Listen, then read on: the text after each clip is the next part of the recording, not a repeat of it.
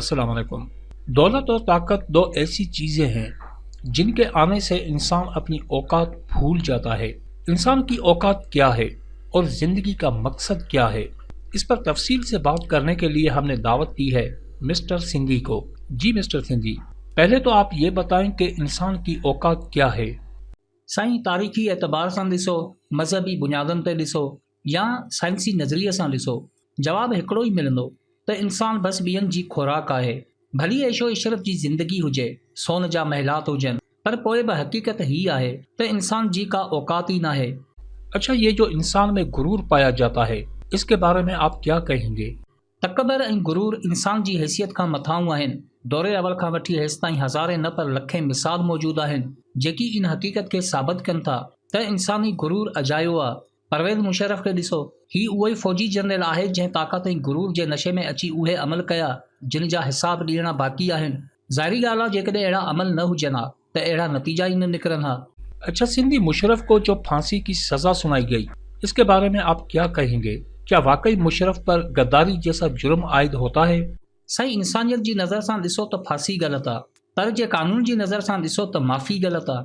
ॿी ॻाल्हि त मुजरिम ऐं गद्दार ॿिन्ही जी तशरीह अलॻि अलॻि आहे। नवाज़ शरीफ, आसिफ ज़रदारी, मरियम नवाज़ ऐं अहिड़ा केतिरा ई करप्शन जे इल्ज़ाम हेठि आहिनि, पर कानून जी नज़र में इहे ॾोहारी आहिनि, गद्दार न। पाकिस्तान जे कानून मुताबिक़ गद्दार उहो आहे जेको आइन टोड़े ऐं उन जी सज़ा मौत आहे। असांजी अक़लमंदी ॾिसो, मुशर्रफ जे हिमायत करण वारनि जो मौक़िफ़ आहे त नवाज़ शरीफ ऐं आसिफ ज़रदारी जहिड़ा करप्ट हुक्मरान आज़ाद थी सघनि था, पोइ मुशर्रफ खे फांसी छो? इन जो जवाबु इहो आहे त छा नवाज़ शरीफ या आसिफ अली ज़रदारी मुल्क जो आइन टोड़ियो? साईं, ही ॾोहारी आहिनि ऐं ॾोह जे हिसाब सां इन्हनि खे सज़ा मिलंदी। मुशर्रफ जो ॾोह अलॻि आहे जंहिंजी सज़ा सिर्फ़ मौत आहे। लेकिन सिंधी, अगर गद्दारी की सज़ा मौत है तो मुल्क में सिर्फ एक मुशर्रफ गद्दार नहीं, जरा जायजा लें तो बहुत से नाम सामने आते हैं। जी साईं, बिल्कुलु। फातिमा जना, GM सैयद, मुजीबुर रहमान, अकबर बुगटी ऐं अहिड़नि केतिरनि खे गद्दारी जो लक़ब ॾिनो वियो।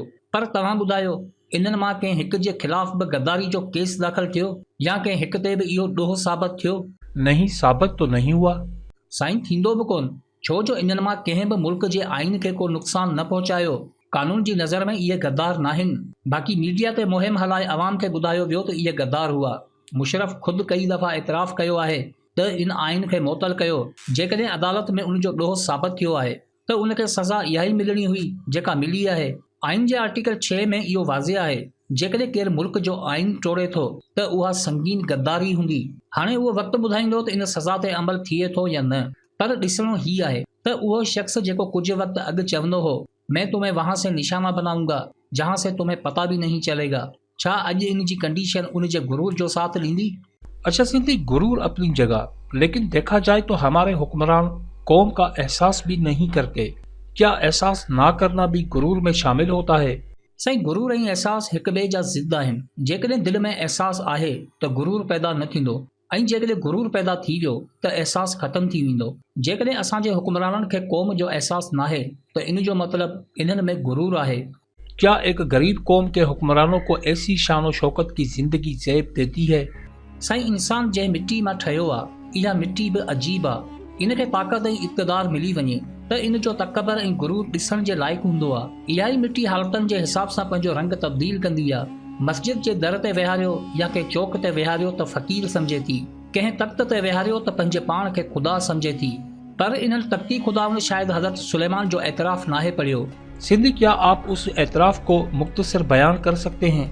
साईं, हज़रत सुलेमान पंहिंजे एतराफ़ में फरमाए थो त आऊं इसराइल जो बादशाह होसि, यरूशलम में मुंहिंजो कयाम हो, मूं पंहिंजी ज़िंदगी इल्म और हिकमत ऐं दानशमंदी में गुज़ारी, काइनात जी हर शइ जो इल्म हासिल कयो, हर शइ जी हक़ीक़त ॾिठी आहे।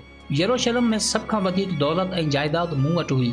लातादाद खादम हुआ, नौकर चाकर मुंहिंजे घर में ई पैदा थींदा हुआ, सोन ऐं चांदी जा अंबार हुआ। बनी आदम खे ज़िंदगी में जेकी बि आसाइशूं फराहम करे सघजनि थियूं, उहे सभु मूं वटि मौजूदु हुयूं। मुंहिंजी दिली आरज़ू या का ख़्वाहिश अहिड़ी न हुई जेका रहिजी वई हुजे, पर यकीन करियो सभु कुझु फ़ानी आहे। अॼु असीं पंहिंजे हुक्मराननि जा ऐश ऐं प्रोटोकॉल ॾिसूं था त खिल थी थिए। इन्हनि जी औकात छा आहे? अॼु पंहिंजे जे जिस्म खे महफ़ूज़ रखण लाइ करोड़े रुपया ख़र्च पिया करियो। सुभाणे इहो ई जिस्म क़बर में कीड़नि मकोड़नि जी खुराक हूंदी, जंहिंजे अॻियां तव्हां गुरूर ऐं तकबर करे पंहिंजी दौलत ऐं ताक़त खे ॾेखारियो था। सुभाणे तव्हांजो जिस्म इन्हनि जे जुतनि में चिपड़ियल मिट्टी हूंदी।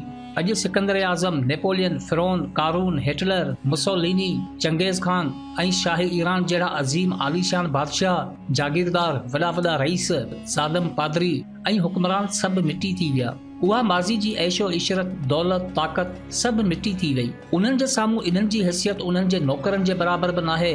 उन्हनि जी दौलत, उन्हनि जी ताक़त जे साम्हूं इन्हनि जी का औकात नाहे। जॾहिं उन्हनि जो अॼु निशान बाक़ी नाहे, पोइ इन्हनि में गुरूर छा जो आहे। आबे हयात पीअण वारा बि ज़मीन जे तहे में दफ़न आहिनि। यकीन नाहे त पंहिंजो सिर झुकाए ॾिसो ऐं पंहिंजी मंज़िल खे चिटाए ॾिसो। अच्छा, इंसानी ज़िंदगी का मक़सद क्या है?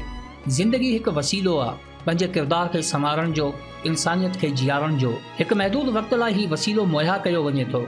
उन वक़्त खां पोइ तव्हां वटि इहो वसीलो न रहंदो। दुनिया या आख़िरत में बसि इहो ॾिठो वेंदो त तव्हां जो किरदार छा आहे।